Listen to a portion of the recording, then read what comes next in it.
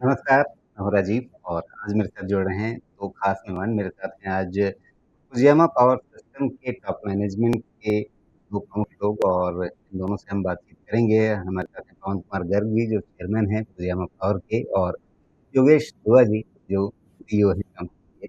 आप दोनों का बहुत-बहुत स्वागत है। आपका आईपीओ आ रहा है और अभी 13 तारीख को ये खुलेगा और अगर आईपीओ की डिटेल्स हम थोड़ा-सा देखें तो कुल मिला करके आप 828 करोड़ रुपए का ये आईपीओ ला रहे हैं, जो ₹16 से ₹228 के प्राइस बैंड के अंदर आ रहा है।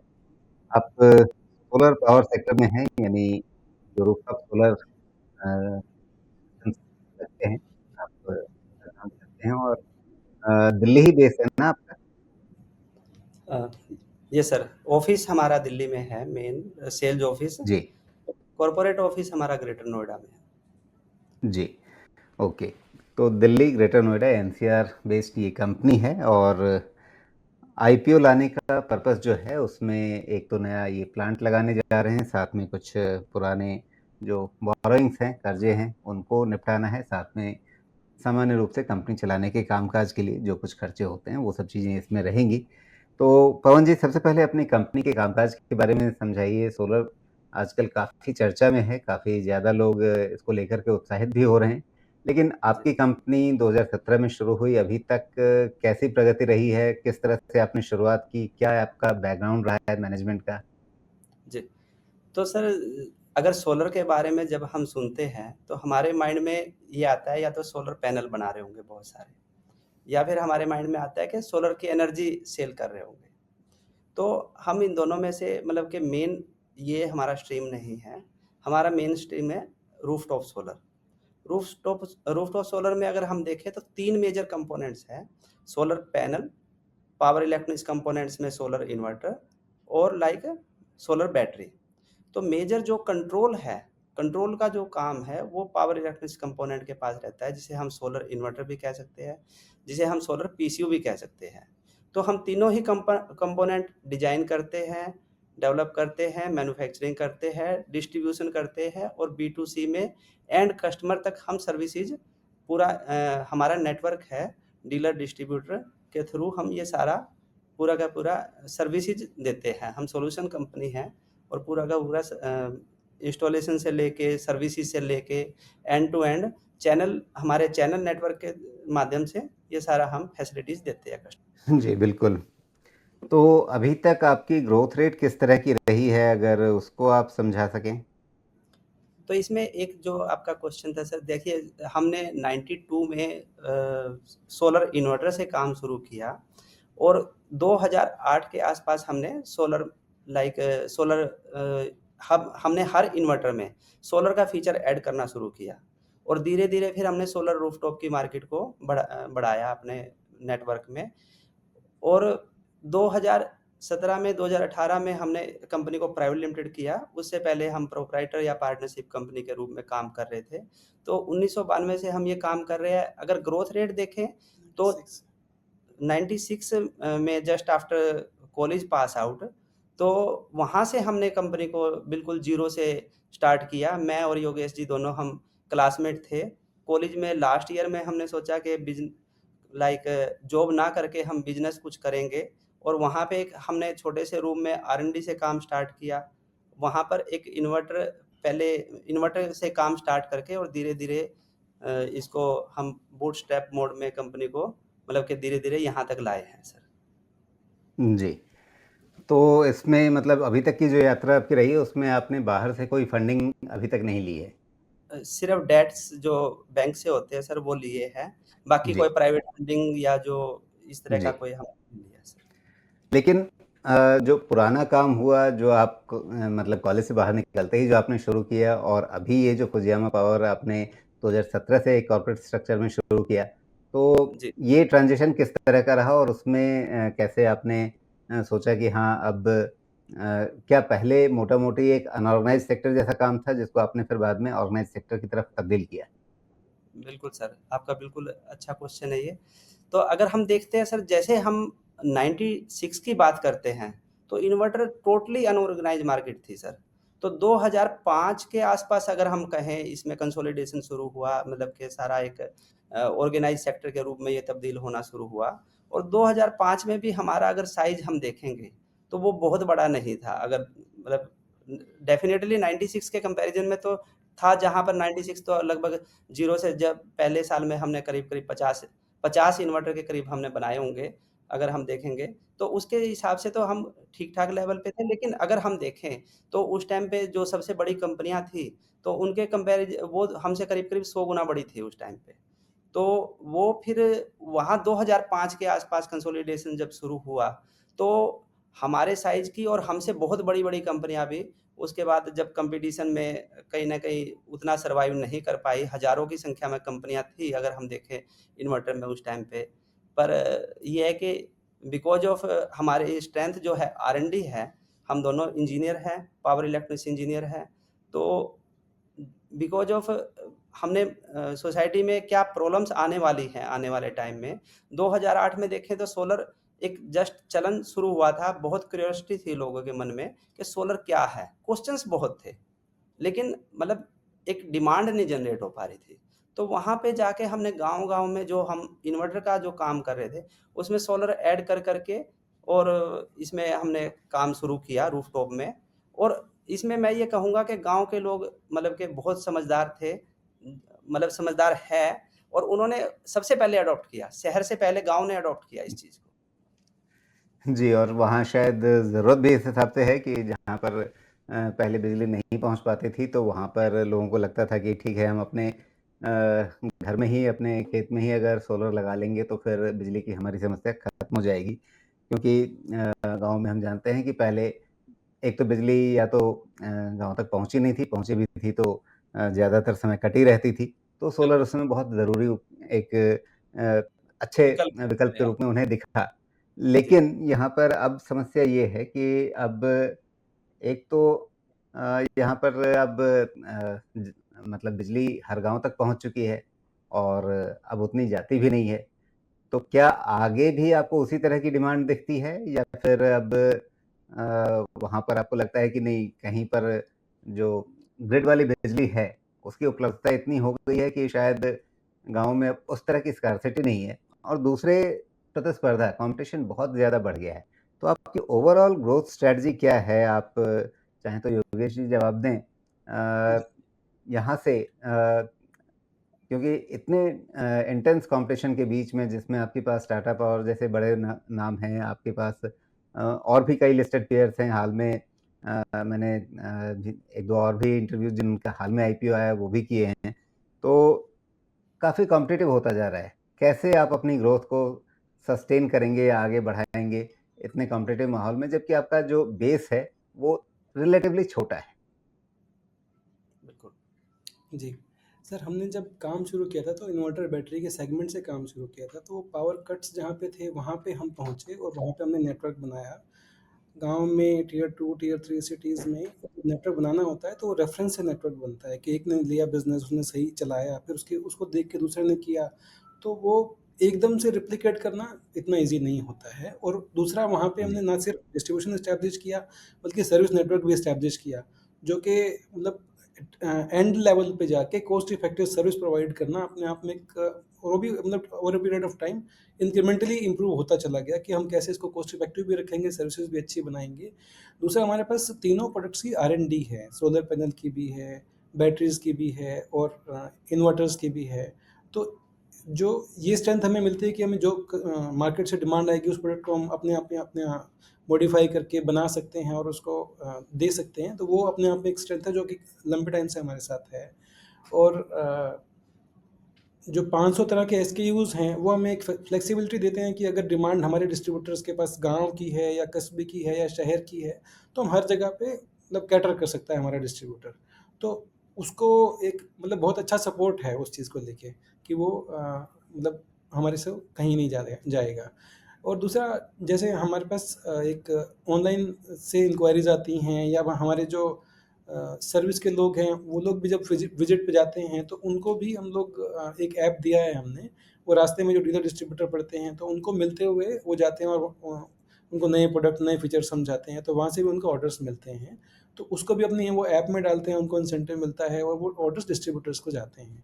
तो इस प्रोसेस के थ्रू भी हम एक अच्छा खासा चंक ऑफ बिज़नेस जो है, वो हम अपने डिस्ट्रीब्यूटर्स को देते हैं। तो हमारा डिस्ट्रीब्यूटर सपोर्ट बहुत बड़ा है, बहुत पुराना है, सर्विस नेटवर्क एस्टेब्लिश है और मैं समझता हूँ कि काफ़ी अच्छा है। और दूसरी बात ये है कि रूफटॉप सोलर ठीक है, कॉम्पिटिटिव तो दिखता है, लेकिन आने वाले टाइम में बड़ा बहुत हो रहा है। अभी जो हमारी गवर्नमेंट का टारगेट है, वो काफ़ी बड़ा टारगेट है। वो धीरे-धीरे पूरा भी हो रहा है। और हम देख रहे हैं कि 1 करोड़ घरों में प्रधानमंत्री जी ने अनाउंस किया था और कुछ मतलब जो हमारे टारगेट्स थे अब तक के, वो पूरे हुए भी हैं और आने वाले समय में पूरे होंगे और उनके फर्दर भी टारगेट्स हमें दिखाई देते हैं। तो बहुत बड़ा मार्केट है, सब लोग आएँगे, वेलकम है। हम भी अच्छा करेंगे, वो भी अच्छा करेंगे। जी, ठीक है। मैं थोड़ा-सा रोल चेंज करता हूँ। मैं यहाँ पर आपके एक पोटेंशियल कस्टमर की तरह से बात करता हूँ। जी। आप मुझे कन्विंस कीजिए कि मुझे आपसे अपने रूफ़टॉप पे सोलर सिस्टम क्यों लगवाना चाहिए? टाटा पावर से या किसी विक्रम सोलर से क्यों नहीं लगवाना चाहिए? तो सर इसमें अगर मैं सबसे पहले ये पूछना चाहूँगा कि आपका बिजली का बिल कितना आता है सर? जी। चलिए एक और दूसरा रफ़ली फिगर इसमें मान लेते हैं ₹5000 ₹5000 आता है और पावर कट कितनी देर का है सर? नहीं है। नहीं है पावर कट और मतलब हम दिल्ली मेन में बैठे आप हैं, आपको पता है पावर कट कम होता है। दिल्ली में और छत का एरिया कितना है सर आपके पास? अ, चलिए आप अगर 3 किलोवाट के लिए आपको कितनी जगह चाहिए? 300 स्क्वायर फीट। 300 स्क्वायर फीट आप मान जी, सकते मिल जाएगी। हैं, मिल जाएगी। तो मसला वो अगर नहीं है, मसला ये है कि हाँ, मुझे आपको क्यों चुनना चाहिए, टाटा पावर को क्यों नहीं, विक्रम सोलर को वो क्यों ठीक नहीं? है। जी, सबसे पहले तो सर देखिए इसमें सोलर में अगर हम देखते हैं, तो सोलर एक सॉल्यूशन प्रोवाइडिंग है, मतलब ऐसा नहीं है कि 3 किलोवाट लगा दें। सबसे पहले तो हम यही समझेंगे कि 3 किलोवाट की आपको ज़रूरत भी है या नहीं है। जो हमारा डीलर डिस्ट्रीब्यूटर नेटवर्क है, वो सबसे पहले ये समझना चाहता है कि उनको ज़रूरत क्या है। अब जैसे आपका बिल आया मान लो ₹5000 महीने का, अगर हम मोटा-मोटी इसमें देखें तो अगर हम ₹8 से डिवाइड कर 5 डेढ़ और 8 तो किलोवाट लगभग हाँ, चाहिए। तो मतलब देखा जाए जी, तो आपको थोड़ा बड़ा सिस्टम चाहिए अगर ₹5000 बिल आ रहा है तो, ताकि आपका बिजली का बिल ज़ीरो हो पाए। एक तो सबसे पहले तो एक ये जो है मतलब कि कस्टमर को एक्यूरेटली चाहिए क्या? उसके लिए वैल्यू फॉर मनी क्या है? वो हमारा नेटवर्क ठीक से गाइड कर पाता है। अगर आप जी, बाकी दूसरी कंपनी की बात करें, तो वहाँ पर गाइडेंस कुछ नहीं मिलेगी। उसमें सिर्फ़ ये होगा कि उसने इतना लगाया तो मैं इतना लगा। तो एक value for money main important है, ओके। बजाए और तो दूसरी बेसिकली चीज़ गाइडेंस, हैंड होल्डिंग कस्टमर की हाँ, ये आप अपनी यूएसपी मानते हैं? ये यूएसपी है और दूसरा अगर जी, एक ही कंपनी के तीनों कंपोनेंट है, solar panel, battery and inverter, तो आपको एंड टू एंड कहीं पे जाने की ज़रूरत नहीं है। अगर आप किसी जी, दूसरी कंपनी का लेते हैं, इन्वर्टर आपको कोई और मिलेगा, पैनल आपको कोई और मिलेगा, सर्विसेज़ तीसरा बंदा दे रहा है, तो अगर कल को प्रॉब्लम आती है, तो ठीक है। आपको किसके पास जाना है, वो आपको आइडेंटिफ़ाई करना पड़ेगा ठीक से पता नहीं जी, और चलेगा। इसमें एक ही नंबर है, वहाँ पे बिल्कुल। आप कंप्लीट करेंगे तो रिज़ॉल्यूशन हो जाएगा। अच्छा तो योगेश उस जी मुझे थोड़ा-सा अपने बिज़नेस का ब्रेकअप समझाइए कि कितना आपका बिज़नेस जो है वो जैसे मैंने अपना एग्ज़ाम्पल दिया एक पोटेंशियल कस्टमर के रूप में, तो मेरे जैसे रिटेल कस्टमर कितने होंगे? जो गवर्नमेंट ऑर्डर्स हैं वो कितने होंगे? और साथ में इंडस्ट्रियल या कॉर्पोरेट सेक्टर में कितना आपका काम आता है? मैं बताऊँ? हाँ, तो इसमें सर मेजर जो हमारा फ़ोकस है, वो है बी2सी जो हमारा चैनल नेटवर्क है, हमारा मेन रहता है कि उनके थ्रू हम काम करें। तो जब वो काम करते हैं तो ठीक है, मोस्टली उनका रेज़िडेंशियल मेन टारगेट कस्टमर रहता है। लेकिन छोटे जो हमारा लाइक बिज़नेस हाउसेज़ है जिसमें हम अ, इंडस्ट्रियल एंड C&I कमर्शियल सी&आई कहेंगे, तो वो भी उसमें से कुछ होता है लेकिन उसका अगर इंस्टॉलेशन का प्रोसीजर है या काम करने का तरीका है, वो बिल्कुल लगभग-लगभग सेम है मतलब के। तो मेजर पोर्शन आज क्योंकि जो मेजर पीएम सूर्यघर योजना में सब्सिडी का जो पोर्शन आया हुआ है, उसकी वजह से जो अवेयरनेस आई हुई है, अवेयरनेस में रेज़िडेंशियल का आज की डेट में बहुत ज़्यादा एक वो डिमांड है मार्केट में। तो इसलिए आज जो है सबसे ज़्यादा पोर्शन रेज़िडेंशियल में जा रहा है और सी एंड आई भी एक पोर्शन है लेकिन वो कंपैरेटिवली छोटा है इसमें। सर हम लोग शुरू से ही ना 1996 से जब हमने काम किया, हम कंज़्यूमर सेगमेंट में ही थे और अभी भी जी, कंज़्यूमर सेगमेंट में ही फ़ोकस कर रहे ओके। हैं। हमारा तो गवर्नमेंट ज़्यादा बिज़नेस फ़ोकस वहीं पर है। जी अब हाँ, आपके और 2 ब्रांड हैं, एक यूटीएल करके और एक फुजियामा करके, कंपनी का नाम आपका फुजियामा है। तो ये जो बाइफरकेशन है या 2 अलग ब्रांड आपने बनाए हैं, उनका पर्पज़ क्या है? और फुजियामा नाम रखने के पीछे क्या आपका कोई अ, मतलब टाई अप वगैरह है जिसके चलते आपने ये नाम चुना है? मैं दोनों क्वेश्चन के आंसर कर देता हूँ सर। हम जी, लोग जब काम शुरू किया था तो यूटीएल के नाम से काम शुरू किया, और जब 2008 में हमने सोलर लेके आए तो यूटीएल सोलर का ब्रांड भी हमने अपने साथ लिया, और वो हमारे साथ रजिस्टर्ड हैं। तो जी, यूटीएल काफ़ी समय से अच्छा चल रहा था, डिस्ट्रीब्यूशन हमारे सारे यूटीएल सोलर के नाम से चल रहे हैं। बट जैसे डिमांड ये आती है कि भई एक ही शहर में दूसरे डिस्ट्रीब्यूटर को भी हमसे मटेरियल चाहिए, वो सेम डिस्ट्रीब्यूटर से, एक्जिस्टिंग डिस्ट्रीब्यूटर से मटेरियल नहीं लेते हैं। तो उसके लिए हमें दूसरा ब्रांड लेके आना पड़ा, क्योंकि हमारी इंडस्ट्री में प्रैक्टिस है कि बाकी जो लोग हैं हमारे साथ के, वो लोग भी 2-2 ब्रांड, 3-3 ब्रांड में काम करते हैं। तो हमें भी आइडिया आया कि हमें ऐसा करना चाहिए। फिर हमारी कंपनी का नाम फुजियामा था, तो हमने फुजियामा सोलर के नाम से सेकंड ब्रांड 2 ढाई साल पहले लॉन्च किया, और इसमें हम मतलब डिस्ट्रीब्यूटर्स बना पाए, और उनके जो डीलर्स थे उनको अपने साथ जोड़ पाए, और अभी हम एक ठीक-ठाक सा बिज़नेस उस ब्रांड में भी कर रहे हैं। और जी। इससे हमें एक्सपेंशन फर्दर दिखता है कि हम एक सिटी में डबल डिस्ट्रीब्यूटर बना सकते हैं। सेकंड ओके, तो आपका जो 2 ब्रांड रखने का पर्पज़ तो समझ में आया, लेकिन फुजियामा नाम के पीछे का इतिहास क्या है? जी, हमने सर जब पवन जी प्लीज़ आप हाँ, तो सर जी, बेसिकली ये बात है, पहले हम as a proprietorship partnership company हमने की। पार्टनरशिप कंपनी जब 2005 में ख़ास तौर से जब हिमाचल में गवर्नमेंट ने फैसिलिटीज़ दी कि सेंट्रल गवर्नमेंट ने कि जो एक्साइज़ फ्री ज़ोन वहाँ पे, तो हमें एक कंपनी बनानी थी। तो 96 में जब हम पास आउट हुए, ज़ीरो से हमने वहाँ तक पहुँचे, तो एक मन में था कि कुछ बड़ा करना है। जब नई एक कंपनी हमें पार्टनरशिप कंपनी बनानी थी, तो कंपनी का नाम रखना था, तो उसपे हमारा विचार-विमर्श हुआ, तो ये था कि कुछ बड़ा करना है। बड़े से तो एक माउंट एवरेस्ट ध्यान में आता है, तो हमने कहा माउंट एवरेस्ट थोड़ा ज़्यादा हो जाएगा, थोड़ा एक लेवल में आके थोड़ा देखते हैं। तो हमने थोड़ा-सा रिसर्च किया उसमें, and Fuji is one height कि एवरी जैपनीज़ चाहता है कि वन्स इन लाइफ टाइम वो उसको टच करे। तो एक हमारे जो वहाँ से जो ज़ीरो से हम वहाँ तक पहुँचे थे, तो हम एक छोटे-छोटे टारगेट लेके चले थे, और उनको स्टेप बाय स्टेप हमने अचीव किया था। तो हमने कहा कि हम फ्यूचर में भी स्ट्रैटेजी ऐसी ही रखेंगे कि हम ऐसे टारगेट्स रखेंगे जो चैलेंजेबल हो, बट वो अचीवेबल हो। तो वो हमारे को लगा कि ये क अगर नाम हम रखते हैं, तो ये हमारी स्ट्रैटेजी से मैच करता है कि लोग चैलेंज को एक्सेप्ट भी करते हैं, उसको अचीव भी कर पाते हैं। तो इसलिए हमने ये नाम रखा सर। जी। तो मतलब ऐसा नहीं है कि किसी विदेशी कंपनी से आपका तालमेल है और इसके चलते आपके नाम में फुजियामा जुड़ा है? जी। जी। ठीक है। तो अब आपके जो कारोबारी आंकड़े हैं, उनको देखें तो पिछले 3 वित्त वर्षों में मतलब 2022-23 में आप लगभग 665 करोड़ रुपए की रेवेन्यू पे थे, कुल इनकम जो आपकी थी। और फिर अगले साल आप 927 पे पहुँच गए और अभी 2024-25 में आपने 1550 करोड़ रुपए की रेवेन्यू टोटल इनकम जो है, वो दर्ज की है। तो काफ़ी तेज़ रफ़्तार से आपकी बढ़त हो रही है। अ, 65 को करेक्ट करना होगा सर आई थिंक। जी, हाँ, बताएँ? फर्स्ट 600 समथिंग है सर, वो जो 664 है सर। ओके, हाँ, 664, 65 वो लगभग एक ही चीज़ है, ओके, ठीक है। 600 मैं मिस जी, कर गया सर, सॉरी। जी, जी। जी। ठीक है, ओके। तो काफ़ी तेज़ रफ़्तार से आपकी बढ़त हो रही है, लेकिन सवाल ये है कि ये बढ़त जो है, ये मतलब आईपीओ को ध्यान में रखते हुए कि हमें आईपीओ लाना है इसलिए आपने काफ़ी ज़ोर लगा दिया या फिर आपको लगता है कि अगले 2-3 साल, 5 साल भी इसी तरह से आप चल पाएँगे? सर इसमें तो आप देखें, जब ज़ीरो से कंपनी स्टार्ट हुई, अगर आप देखेंगे पिछला इतिहास भी देखेंगे, तो मतलब 50% की ग्रोथ रेट से पीछे भी करते आए हैं, ऐसा नहीं है, एवरेज पीछे भी अच्छी रही है, और ये रही है, और कोशिश करेंगे सर आगे भी मेंटेन करें मतलब इस चीज़ को, और आपकी इंडस्ट्री की अपॉर्च्युनिटी। एवरेज ग्रोथ क्या है? हाँ जी? आपकी इंडस्ट्री की एवरेज आपकी इंडस्ट्री की एवरेज ग्रोथ क्या है सीएजीआर में पिछले अगर 4-5 साल का सीएजीआर देखें तो? अगर हम बेसिकली रूफटॉप सोलर में देखें तो 40% का है सर इंडस्ट्री की मतलब ग्रोथ। इंडस्ट्री भी चल रही है और आप भी साथ में अच्छे से चल रहे हैं। हाँ, बिल्कुल सर। जी। तो आगे का एक नज़रिया क्या है? मतलब ऑफ़ कोर्स मैं कोई फॉरवर्ड लुकिंग स्टेटमेंट आपसे नहीं माँगूँगा, लेकिन फिर भी एक अंदाज़ा कि अगले 4-5 साल में आपकी इंडस्ट्री और आपकी कंपनी किस तरह से बढ़ने वाली है?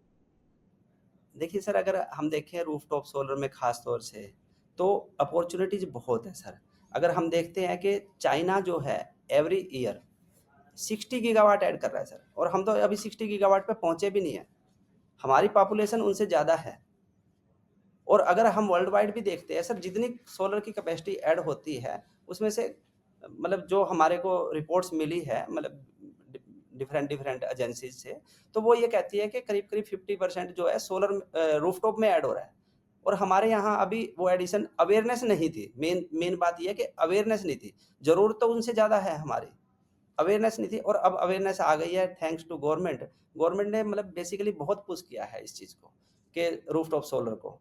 तो रूफटॉप सोलर एक अल्टीमेट चीज़ है सर। देखिए, अगर हम देखते हैं कि राजस्थान में अगर हम बिजली जनरेट कर रहे हैं, वहाँ पर 3 रुपए में लोग देने के लिए तैयार हैं।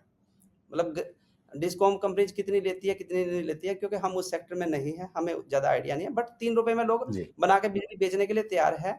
और यूपी के एक गाँव में अगर डिस्ट्रीब्यूशन कंपनी है, वो 6 रुपए में भी अगर बिजली बेचती है, तो शायद वो लॉस में है। तो इतना ज़्यादा जो लॉसेज है ट्रांसमिशन के, तो वो हमारे बिल्कुल ज़ीरो हो जाते हैं जब हम रूफटॉप सोलर की बात करते हैं। अगर यूपी के गाँव में छत पे या बिहार के गाँव में छत पे अगर हम सोलर लगाएँ और वहीं पे अगर एनर्जी यूज़ कर लेते हैं, तो जो ट्रांसमिशन लॉसेज है वो पूरे हमारे सारे ज़ीरो हो जाते हैं। तो जिसकी वजह से ये एक डिस्ट्रीब्यूटेड सोलर जो है ना, वो सबसे अच्छा माध्यम है और वर्ल्ड वाइड ये चीज़ समझी जा चुकी है। और हम भी ये चीज़ समझ रहे हैं, गवर्नमेंट भी समझ रही है, सब लोग इस चीज़ को समझ के और इसी पे ज़्यादा से ज़्यादा फ़ोकस है सर। और अपॉर्च्युनिटी जी, इतनी बड़ी है कि कितने भी लोग आ जाए, मतलब कि काफ़ी बड़ा हमारा देश है, पॉपुलेशन है, तो काम बहुत है सर इसमें। जी। तो यहाँ पे योगेश जी, ग्रोथ के लिए आप ज्योग्राफिकल एक्सपेंशन पे ज़्यादा निर्भर रहेंगे या आपको लगता है कि जो एक्जिस्टिंग मार्केट हैं उनके अंदर ही आप ज़्यादा फ़ोकस करेंगे? अभी शायद यूपी आपका बहुत कंसंट्रेशन है उसमें, उत्तर प्रदेश आपके रेवेन्यू में काफ़ी कंट्रीब्यूट करता है। जी, सर यूपी में पॉपुलेशन भी सबसे ज़्यादा है और वहीं पे सबसे ज़्यादा कंज़म्पशन भी है, तो इसलिए यूपी है और हमने स्टार्ट भी यूपी के पास में ही किया था, तो इसलिए वहाँ पे हमारा अच्छा नेटवर्क भी है। बट ज्योग्राफिकल एक्सपेंशन भी हम कर रहे हैं और रिसेंटली हमने काफ़ी सारे स्टेट्स में अपना एफर्ट्स बढ़ाए हैं और हम उम्मीद तो करते हैं कि अभी अभी आपके सबसे टॉप 5 स्टेट्स कौन-से हैं जहाँ पर आपका नेटवर्क ठीक-ठाक बन गया है? यूपी है, राजस्थान है, हरियाणा है, पंजाब है, इवन महाराष्ट्र भी काफ़ी अच्छा नेटवर्क अभी बन गया है हमारा और केरला जी। भी अच्छा नेटवर्क है। और अब हम आने वाले समय में 1 से 2 साल के अंदर उम्मीद करते हैं कि साउथ के जो 3 बचे हुए स्टेट्स हैं और ईस्ट के 3 स्टेट्स हैं, वहाँ पे हम मेजर फ़ोकस कर रहे हैं। तो ज्योग्राफिकल एक्सपेंशन तो होगा ही होगा और दूसरा जो आपने एक सवाल पूछा था कि फुजामा ब्रांड आप क्या कर रहे हैं? तो फुजामा ब्रांड के नाम से हम जो सेकंड डिस्ट्रीब्यूटर बना रहे हैं, तो वो भी हमें डेफ़िनेटली पेनिट्रेशन में हेल्प करेगा और उसमें हम ग्रो करेंगे। जी। चलिए, बहुत-बहुत धन्यवाद आपका पवन जी और योगेश जी इस चर्चा के लिए और बहुत शुभकामनाएँ। आप अच्छा काम करें और निवेशकों के लिए वेल्थ जनरेट करें, यही अच्छा है। जी, शुभकामनाएँ इस आईपीओ के लिए। धन्यवाद। बाकी आगे आप धन्यवाद। निवेशकों को कितना कन्विंस कर पाते हैं, ये इस पे निर्भर करता है। तो जी, वो आपकी जर्नी है और लिस्टिंग के बाद भी आपको हर महीने हर 3 महीने पर आकर के अपनी रिपोर्ट कार्ड रखनी पड़ेगी निवेशकों के सामने। तो बिल्कुल एक सर, रिस्पॉन्सिबिलिटी नए भी है दौर में बहुत। आपकी कंपनी प्रवेश कर रही है। शुभकामनाएँ। थैंक यू धन्यवाद sir, sir, thank you very धन्यवाद। मच। Thank you. नमस्कार।